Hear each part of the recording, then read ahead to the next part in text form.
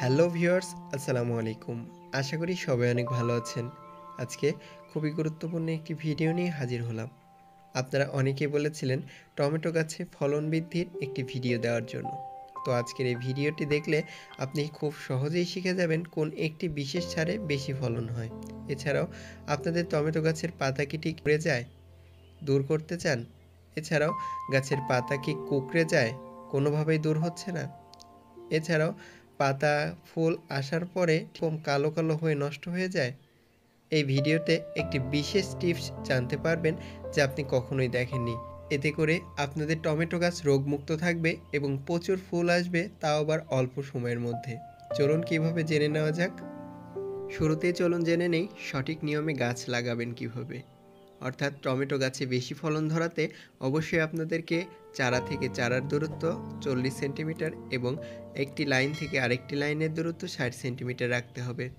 এবার 2 সারি পর পর একটি করে নালা দিয়ে দিবেন। এতে করে পানি দেওয়া যেমন সুবিধা হবে, তেমনি অতিরিক্ত পানি পড়লেও দেখা যাবে এই নালা দিয়ে নিষ্কাশিত হবে। এতে গাছটাও খুব ভালো থাকবে, এতে শিকড় পচার সম্ভাবনা থাকবে না। এবার বেশি ফলন আনার জন্য এই 3টি স্টিমিং করবেন। সেটি কি চলুন জেনে নেই। প্রথমে কি হয়, গাছের গোড়াতে প্রথম দিকে অর্থাৎ শুরুর দিকে যে শাখাগুলো বের হয় এগুলোকে ভেঙে দিবেন। এগুলোকে বলা হয় প্রথম স্টিমিং। এবার প্রথম স্টিমিং করার কয়েকদিনের মধ্যেই দেখবেন গোড়া থেকে ছোট ছোট কুশি আবার বের হওয়া শুরু হয়েছে।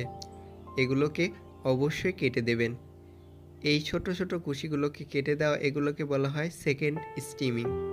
আর এই শাখাগুলো থাকার প্রভাবেই কিন্তু গাছে ফুল ফল আনতে ব্যাহত হয়, অর্থাৎ অধিক পুষ্টি এখানে সরবরাহ করে।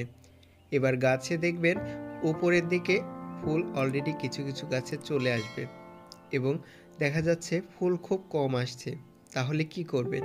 যখন দেখবেন গাছে কম ফুল এসেছে তখন অর্থাৎ মাথার দিকে যে কুশি রয়েছে তার নিচের পাতাগুলোকে কেটে দেবেন, অর্থাৎ বড় বড় পাতা সহ কুশিগুলোকে কেটে দেবেন।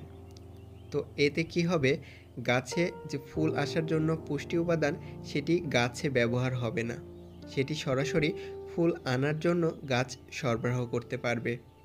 এতে করে দেখবেন গাছে পরবর্তীতে কিছুদিনের মধ্যে আরও বেশি পরিমাণে ফুল আসছে। তবে একটি বিষয় খেয়াল রাখবেন, অতিরিক্ত পাতা কেটে দেওয়া যাবে না, এতে কিন্তু হিতের বিপরীত হয়ে যেতে পারে, এটি খেয়াল রাখবেন। এবং অবশ্যই গাছের চারপাশে যেন কোনোভাবে আগাছা না হতে পারে সেটি লক্ষ্য রাখুন। এতেও কিন্তু দেখা যায় ফুল কম আসে, কেননা আগাছা কম্পিটিশন বা প্রতিযোগিতা তৈরি করে অনেক পুষ্টি শোষণ করে। আর এই পরিচর্যাটি আপনি সঠিক মতো করতে পারলেই আপনাদের গাছে দেখবেন পরবর্তীতে কত ফুল আসছে। এই বিষয়টি আমি নিজে পরীক্ষা করেছি এবং পরবর্তীতে দেখা গেছে শাখা প্রশাখা অনেক বেশি হয়েছে এবং সেই শাখাগুলোতে কিন্তু অধিক পরিমাণে ফুল এসেছে। গাছ যখন বৃদ্ধিপ্রাপ্ত হতে থাকে তখন অবশ্যই সেই গাছটিকে একটি শক্ত কাঠির সাথে বেঁধে দিতে হবে। এতে গাছের বৃদ্ধি ভালো হবে এবং ফুল দ্রুত আসবে। অনেকে বলেন ফুল আসার আগে বা পরে ঠিক পাতাগুলো কুঁকড়ে যায়। অনেকে বলেন পাতা মরে যায়। হ্যাঁ, এই সমস্যাটি হতে পারে। এই সমস্যাটি দুটি কারণে হতে পারে। প্রথমটি হচ্ছে গাছে যখন জাপ পোকার উপদ্রব হয়। ভিউয়ার্স, আপনাদেরকে এগুলোই মূলত জাপ পোকা। এগুলোর জন্যই দেখা যায় ম্যাক্সিমাম ক্ষেত্রেই পাতা মরে থাকে। এজন্য কি করবেন? এজন্য অবশ্যই আপনারা 2 গ্রাম ডিটারজেন্ট পাউডার প্রতি লিটার পানিতে মিশিয়ে স্প্রে করে দিতে পারেন। তবে যদি ফুল আসার আগে বা ক্রিটিক্যাল কন্ডিশনে হয়, সাইপারমেথ্রিন গ্রুপের যে কোনো কীটনাশক 2 মিলি প্রতি লিটার পানিতে মিশিয়ে স্প্রে করে দেবেন।